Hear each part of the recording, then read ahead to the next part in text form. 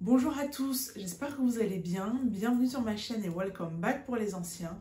Je suis Laetitia et sur ma chaîne on parle de luxe et de mode, le but étant de démocratiser le luxe et de le rendre accessible au plus grand nombre. Si tu es nouveau et que tu aimes ce que tu vois, n'hésite pas à t'abonner et puis sinon pour tout le monde, n'hésitez pas à liker, à commenter, à partager.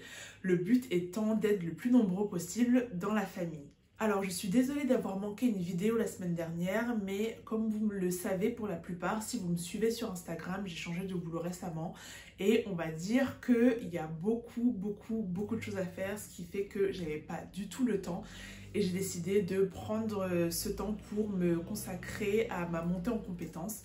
Mais c'est bon, je suis de retour avec cette nouvelle vidéo et en plus je suis très excitée de la faire parce que si vous avez suivi Complément d'enquête il y a quelques jours sur France 2, ça rentre dans le thème parce que j'ai décidé de parler des influenceurs de télé-réalité en France et surtout quel est le rapport qu'ils ont avec le luxe. C'est parti, rentrons dans la vidéo. Salut mes petits chats d'amour de ma vie. Alors qui n'a jamais entendu cette petite phrase sur Instagram ou sur Snapchat, j'ai l'impression que c'est la phrase qui lance le placement de produits sur les réseaux sociaux. Alors, derrière les thés minceurs, les bijoux et toutes les autres marques de dropshipping, qu'est-ce qu'il y avait? Ah oui, les bijoux cachés dans les bougies. Alors derrière tout ça se cache une industrie très puissante du placement de produits. Ces placements de produits, ces influenceurs de télé-réalité sont représentés par des grandes agences type Shona Evans, We Evans et autres. Et donc c'est un vrai marché qui s'est créé ces dernières années qui permet à nos influenceurs de télé-réalité d'être millionnaires, en tout cas de très bien gagner leur vie et de vivre à Dubaï pour la plupart d'entre eux. En tout cas, ils vivent une vie de luxe qu'ils n'hésitent pas à nous montrer sur les réseaux sociaux, entre sac à main, voiture, maison de rêve, tout ça. En tout cas, on en a plein les yeux. Ces influenceurs peuvent être adorés, peuvent être détestés, mais il y a une relation avec les marques de luxe qui est assez intéressante et j'ai décidé de vous montrer 4 exemples où ces deux mondes se sont entrechoqués et les réactions que le public a pu avoir. Et en tout cas, à la fin, je donnerai mon avis sur le sujet. Je commencerai tout d'abord, je pense que c'est le premier épisode qu'on a vu, c'était en 2013, juillet 2013 précisément, quand Nabila a défilé pour Jean-Paul Gaultier. Je vous dis juillet 2013, donc ça doit en termes de timeline vous sonner la petite cloche puisque c'était 5-6 mois juste après le non mais allô quoi de Nabila. Donc vraiment on était vraiment autour du buzz Nabila, elle était invitée sur tous les plateaux télé, on parlait d'elle à chaque émission et donc Jean-Paul Gaultier a décidé de la faire marcher pour sa collection automne-hiver 2013-2014 et donc elle est venue un peu féline où elle marchait en sortant les griffes. Je ne sais pas si j'arriverai à vous montrer une vidéo, mais en tout cas je vous montrerai les photos de ce défilé. Et en tout cas Jean-Paul Gaultier qui généralement aime déjà les beautés un peu moins conventionnelles et en plus aime le buzz a eu ce qu'il voulait parce qu'on parlait de ce défilé sur tous les plateaux télé. On en parlait sur les réseaux sociaux en disant qu'on ne comprenait pas pourquoi Nabila, qui était une personne de télé-réalité, se retrouvait à défiler pour Jean-Paul Gaultier, là, qui est quand même un couturier très respecté. Jean-Paul Gaultier était aux anges parce qu'il a eu ce qu'il voulait. Et en plus, ce qui est intéressant, c'est que lui-même a dit que ça avait fait parler au sein même de sa maison, qu'il y a beaucoup de gens qui n'étaient pas d'accord au sein même de son atelier pour faire défiler Nabila et qu'il a quand même tenu à préciser que c'était les femmes de son atelier qui étaient plus contre, contrairement aux hommes qui, eux, soit étaient pour, soit n'avaient pas d'avis principalement. Ce qui est intéressant de voir, c'est que cet épisode-là du défilé marque les premières interconnexions, les premières relations entre le luxe et la télé-réalité française parce que à l'époque, il n'y avait pas de placement de produits. Donc les influenceurs n'étaient pas aussi, les candidats de télé-réalité n'étaient pas aussi riches qu'ils le sont maintenant. Donc il n'y avait pas beaucoup de liens entre ces deux mondes. Et voilà, c'était le début d'une longue lignée. Deuxième exemple, là maintenant on saute quelques années, on arrive en février 2020 et on va continuer de parler de Nabila, parce que voilà, c'est Nabila.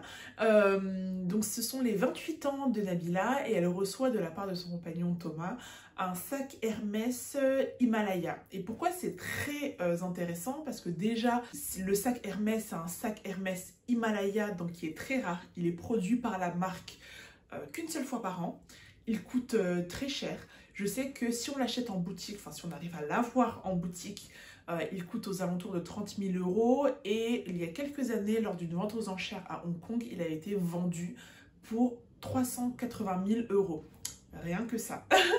Mais il y a eu beaucoup de réactions et au sein même des propres femmes de Nabila, parce que bon, comme toujours, il y a l'éternel débat, mettre autant d'argent, dépenser autant son argent ostentatoirement, est-ce que c'est bien ou pas? Donc ça, il y a des gens qui se battaient en commentaire pour ça. Et donc ce qui faisait réagir principalement aussi, c'était de savoir que le sac Himalaya est fait en peau de crocodile et en diamant. Donc ce n'est pas très éthique.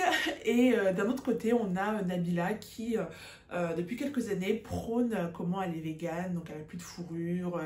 Enfin, elle est très très végane. Donc les deux clashaient forcément. Mais j'aimerais bien en reparler plus tard parce que c'est vrai qu'on voit, enfin, on voit cette mouvance dans le luxe des marques qui essayent d'être de plus en plus éthiques, de plus en plus sustainable. Et de l'autre côté, il y a Hermès qui prend toutes les mesures inverses. C'est assez drôle, mais je pourrais en faire une vidéo sur la sustainability des marques de luxe. Mais en tout cas, c'était un deuxième exemple avec Nabila et ça a beaucoup fait parler. Troisième exemple, et je crois que c'est le plus connu, si on s'intéresse un peu au monde de la télé-réalité, et j'appellerais ça Louboutin versus les Marseillais. En fait, ce qui se passe, c'était en juin 2018. Les candidats des Marseillais ont pris leurs réseaux sociaux, Instagram, Snapchat, pour dire que oui, Louboutin avait interdit les Marseillais de porter leur marque dans l'émission parce que selon Louboutin, être associé à la télé-réalité nuirait grandement à leur image de marque. Donc ils étaient déjà en train de faire les caliméros et tout le monde réagissait dans les commentaires parce que c'est vrai, est-ce qu'une marque comme Louboutin peut interdire d'apparaître voilà, à la télé, même si je peux comprendre qu'ils ne veulent pas s'associer. Bon, je me tais. Je donnerai mon avis plus tard. Je vais déjà dans le vif du sujet. Mais en fait, ça avait fait beaucoup parler sur les réseaux sociaux à l'époque. Et en fait, que ce soit Banijay, donc qui est la société de production qui produit les Marseillais, ou même Louboutin, avaient mis un peu de l'eau dans leur vin en disant que non, ils n'avaient pas interdit en soi ils n'avaient pas interdit aux Marseillais de porter leurs chaussures dans l'émission. C'est juste qu'ils avaient rappelé les règles de bonne conduite en termes de publicité. Parce que si vous regardez la télé en général, pas forcément les marques de télé-réalité, on n'a pas le droit de nommer une marque et même dans la télé-réalité, je ne sais pas si vous regardez, souvent ils auront du scotch pour cacher la marque. Et c'est vrai que Louboutin, on ne peut pas scotcher une semelle rouge. Ce qui fait que la marque était rapidement visible. Et je pense que ce qu'ils ont dit, c'est que voilà, il ne faut pas que la marque soit visible, donc évitez de mettre les Louboutins si vous n'avez pas de partenariat exclusif avec la marque. Et je terminerai par une anecdote qui à l'époque m'avait un peu fait rire. Je ne sais pas si c'est vrai ou faux. Bon, moi je pense que j'ai mon petit avis, je pense que c'est faux. Mais il y a quelques années, je crois que c'était en 2020, peut-être 2019, 2020. En tout cas, c'était le moment où les candidats de télé-réalité commençaient beaucoup à aller à Dubaï. Et je sais que Jazz, ça l'énervait parce que c'était une des premières à avoir déménagé à Dubaï à l'époque. Et Jazz et Nabila, c'était la guerre. Jazz et Nabila, c'était la guerre. Au point où Jazz avait fait une longue story en disant que oui, Nabila avait volé son coiffeur.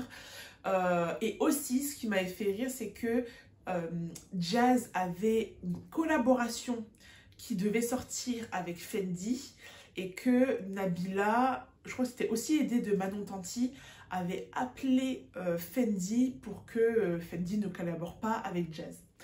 Et quand je regarde de l'extérieur, ça me paraît un peu bizarre parce que même si, bon, Jazz, pour moi, c'est un porte-manteau dans le sens où quand elle aime ta marque, elle va la porter de A à Z. Donc, c'est sûr qu'en termes de publicité, il n'y a pas mieux. Mais je vois très mal Fendi collaborer avec Jazz. Je vois très mal, ce qui fait que quand elle a dit ça, surtout qu'il n'y a eu aucune réaction de Fendi juste après, ça m'a paru un petit peu bizarre. Bon, on n'en saura jamais le vrai du faux, mais moi, cette collaboration entre Jazz et Fendi, j'y crois moyen.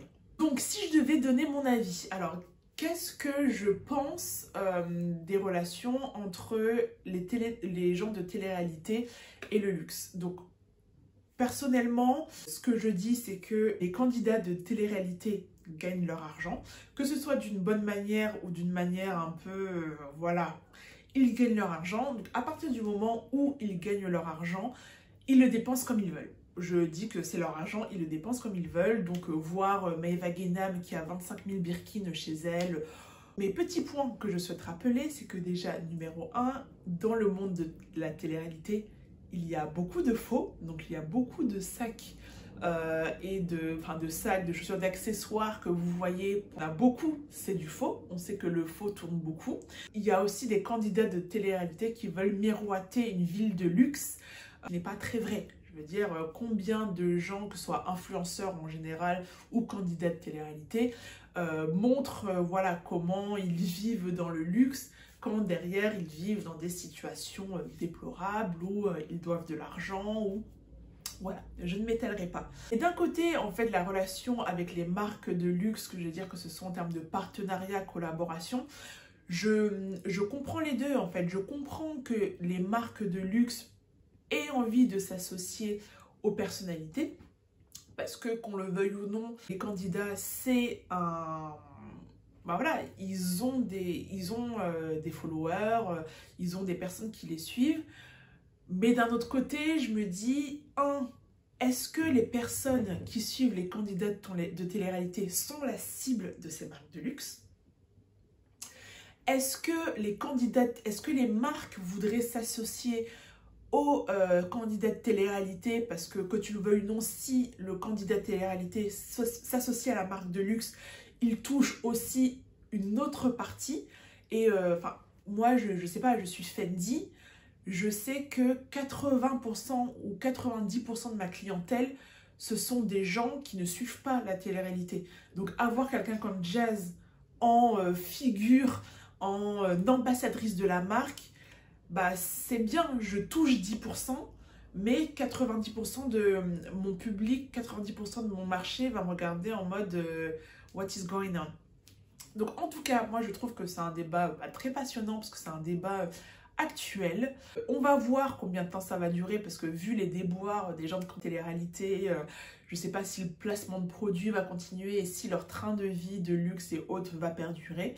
Mais en tout cas, je pense que c'est un sujet qui mène à la réflexion. J'ai pas toutes les réponses, mais en tout cas, j'attends vos avis dans les commentaires. Pour moi, c'est un sujet qui fait débat. Et voilà, c'est tout pour ma vidéo. En tout cas, n'hésitez pas à me dire ce que vous en avez pensé. Et surtout, n'hésitez pas à liker, à partager, à commenter, à faire tout ce que vous voulez. Et moi, en tout cas, je vous dis à très bientôt pour une prochaine vidéo. À plus! Au revoir!